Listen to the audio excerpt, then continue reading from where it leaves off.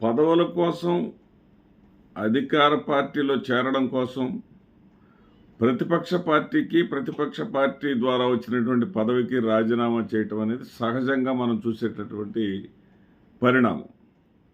కానీ ఈ రోజున fibre net chairman Chandrababu Naidu గారు తన పార్టీకే చెందినటువంటి జాతీయ అధికార ప్రతినిధి జీవీ రెడ్డి గారిని ఆయన కుమారుడు లోకేష్ గారి రికమెండేషన్ మేరకు ఏరి కోరి ఆయన్ని ఫైబర్ నెట్ చైర్మన్గా నియమించుకోవడం జరిగింది. తనను అంత ఇష్టపడి తనకు ఆ యొక్క ఫైబర్ నెట్ని అప్పచెప్పినందుకు దానిని సంస్కరించాలి, దానిని బాగు చేయాలి, దాని ద్వారా ఇటు ప్రభుత్వానికి ఆదాయం తీసుకురావాలి, ప్రజల్లో ఆ సంస్థకు ఆదరణ పెంచాలి అని ఆ చైర్మన్గా బాధ్యతలు స్వీకరించిన వాళ్ళు ఎవరైనా సరే ఆశిస్తారు. అదేవిధంగా బహుశా జీవీ రెడ్డి గారు ఆశించుంటారు. కానీ జీవీ రెడ్డి గారికి దాంట్లో ఉన్నటువంటి లోపాలన్నీ కూడా స్పష్టంగా కనపడ్డాయి.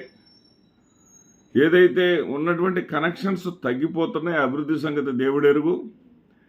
దీనికి కారణం ఆ శాఖకే చెందినటువంటి ఐఏఎస్ అధికారి చేస్తున్నటువంటి పనుల వల్లే ఇంత దారుణం జరిగిపోతూ ఉంది.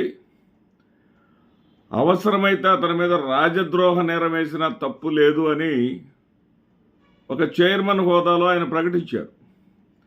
దీని వెనుక ఆయన పార్టీని విభేదించినట్టో లేదా ముఖ్యమంత్రిని విభేదించినట్లో కాదు. గత ప్రభుత్వం జగన్మోహన్ రెడ్డి గారి ప్రభుత్వంలో అది జరిగింది, ఇది జరిగింది అని చెప్పేసి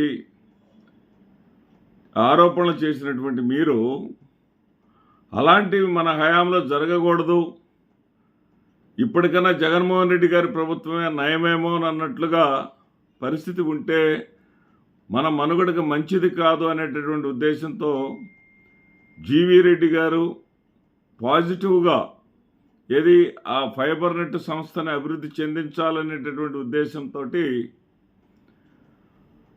ఆయన అభిప్రాయాలను బయటపెట్టారు. బయటపెడితే ఆయన ఏమి ఆశించుంటారు? బహుశా ఖచ్చితంగా తాను ఏ విధంగా అయితే దృఢంగా ఉన్నానో, సిన్సియర్గా పనిచేస్తున్నానో, తాను చేసినటువంటి పనిని తను నియమించినటువంటి తనకిష్టమైనటువంటి నాయకులు గుర్తించి దానిలో ఉన్నటువంటి లోటుపాట్లను సవరణ చేసి ఆ ఫైబర్ నెట్ అనే దాన్ని ట్రాక్లో పెడతారని చెప్పేసి ఆయన ఆశించి ఉండవచ్చు. కానీ ఆయన ఆశించిన విధంగానే వాళ్ళని పిలిచారు. అయితే వాళ్ళతో పాటు ఈయనని పిలిచారు.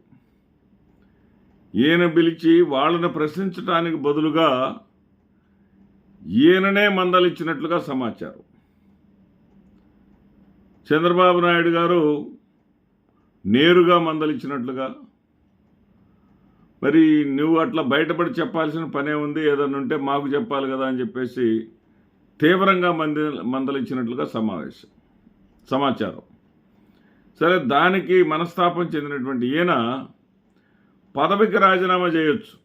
ఎందుకంటే నేను అభివృద్ధి చేయలేనప్పుడు నాకెందుకండి అని చెప్పేసి పదవికి రాజీనామా చేయడంలో తప్పు లేదు. కానీ కేవలం పదవికే కాకుండా లోకేష్ గారు, చంద్రబాబు నాయుడు గారి ద్వారా వచ్చినటువంటి పదవికే కాకుండా తెలుగుదేశం పార్టీ ప్రాథమిక సభ్యత్వానికి కూడా రాజీనామా చేశారు అంటే, తెలుగుదేశం పార్టీకి కూడా రాజీనామా చేశారు అంటే ఆయన అత్యంత తీవ్ర మనస్తాపానికి గురైంది వాస్తవం. ఇక్కడ చంద్రబాబు నాయుడు గారి ద్వంద్వ ప్రమాణాలను ఒకసారి మనం గమనిస్తే, ఇదే public service commission chairman Anuradha గారు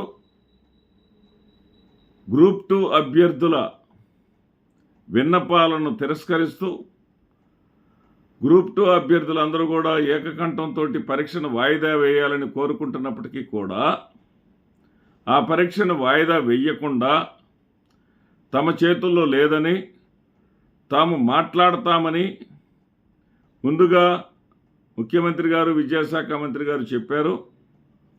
మరి ఎమ్మెల్సీ ఎన్నికలు జరుగుతున్నటువంటి తరుణంలో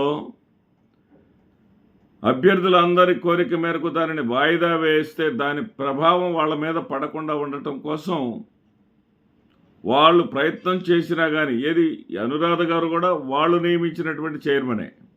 అయితే ఇక్కడ ఫైబర్ నెట్ చైర్మన్కి దీనికి ఒక తేడా ఉంది. ఫైబర్ నెట్ చైర్మన్ అనేది పూర్తిగా రాష్ట్ర ప్రభుత్వ పరిధిలో ఉంటుంది. ఈ కమిషనర్, ఎన్నికల కమిషనర్ కావచ్చు, ఏపీపీఎస్సీ కమిషనర్ కావచ్చు, ఉద్యోగాలకు సంబంధించినటువంటి కమిషనర్ని మీద ఈ విధమైనటువంటి హక్కు, ఈ విధమైనటువంటి స్వేచ్ఛ నియమించింది చంద్రబాబు నాయుడు గారే అయినప్పటికీ ఆయనకు ఉండదు. ఎందుకంటే అది కాన్స్టిట్యూషనల్ పోస్ట్. ఆ మాత్రం అవగాహన లేకుండా నేను మాట్లాడట్లా. కాన్స్టిట్యూషనల్ పోస్ట్ అయినప్పటికీ కూడా చంద్రబాబు నాయుడు గారు సూచనల మేరకే ఆవిడని నియమించుకున్నది నిజం. చంద్రబాబు నాయుడు గారిని కాదని ఆవిడ వెళతారనేది మనం ఊహించాల్సినటువంటి అవసరం లేదు, ఊహించేటటువంటి పరిణామం కూడా కాదు. దీనినే నేను ద్వంద్వ ప్రమాణాలు అంటున్నా. ఇక్కడ పెద్దల ఏది చంద్రబాబు నాయుడు లాంటి అనుభవజ్ఞులైనటువంటి ఆలోచనలు ఎలా ఉంటాయంటే, ఇక్కడ పరుచూరి బ్రదర్స్ డైలాగ్స్ ఉంటాయి. ఇలా అయితే అలా, అలా అయితే ఇలా, అంటే కత్తికి రెండు వైపులా పొదను ఉండేలాగా. ఒక పని చేసేటప్పుడు ఆ పని సానుకూలంగా జరిగితేనేమో ఒకలాగా స్పందించటం, వ్యతిరేకంగా జరిగితేనే మరొకలాగా స్పందించటం. రెండింటికి స్క్రిప్ట్ వాళ్ళ దగ్గర పెట్టుకుంటారు. అదేవిధంగా ఈ రోజున గతంలో ఎన్నికల కమిషనర్ కరోనా కారణంగా స్థానిక సంస్థల ఎన్నికలను వాయిదా వేస్తే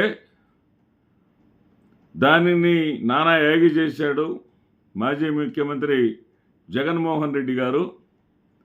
యాగి చేసి అతనిని పదవి నుంచి తొలగించేదాకా తీసుకెళ్తే అతను కోర్టుకు వెళ్ళి తీసుకొచ్చుకున్నాడు. నేను అలా కాదు, నేను చాలా స్వచ్ఛమైన వాడిని, ఎవరి స్వేచ్ఛ వాళ్ళకి ఇస్తాను, అనురాధ గారి జోలికి నేను వెళ్ళటం లేదు అని కాన్స్టిట్యూషన్ నేను గౌరవిస్తానని చెప్పడం ఆయనకే చెల్లింది. ఇక్కడ ఆయన మరి కాన్స్టిట్యూషన్ గౌరవించేటటువంటి వ్యక్తి అయితే స్వయంగా లోకేష్ గారు ఈయన కూడా వాయిదా వేస్తాం, పరిశీలిస్తామని అభ్యర్థులను ఆందోళనకు గురి చేయటం ఎందుకు, టెన్షన్కు గురి చేయటం ఎందుకు, భావోద్వేగాలకు గురి చేయటం ఎందుకు?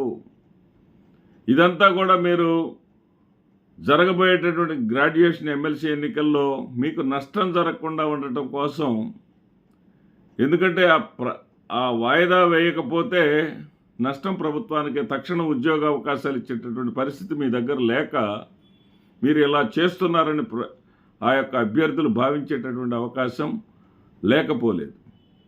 ఇక్కడ కత్తికి రెండు వైపులా పొదునేనన్నట్లుగా ఉన్నాయి చంద్రబాబు నాయుడు గారు రాజకీయాలు. దేనికైనా సరే బాధ్యుడు జగనే. ఆయన సూపర్ 6 ఇవ్వలేకపోయినా బాధ్యుడు జగనే. ఆర్టీసీ ఉచిత బస్సు ఇవ్వలేకపోయినా బాధ్యుడు జగనే. విద్యుత్ ఛార్జీలను పెంచినా బాధ్యుడు జగనే.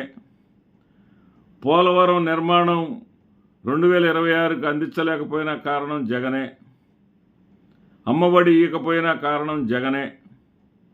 రైతు భరోసా ఇవ్వకపోయినా కారణం జగనే. సర్వానర్థాలకి కారణం జగనే. అదేవిధంగా ఈ రోజున జీవిరెడ్డి రాజీనామా కూడా కారణం జగనే అన్నా ఆశ్చర్యం లేదు. వేచి చూద్దాం ఏం జరుగుతుందో. నమస్తే.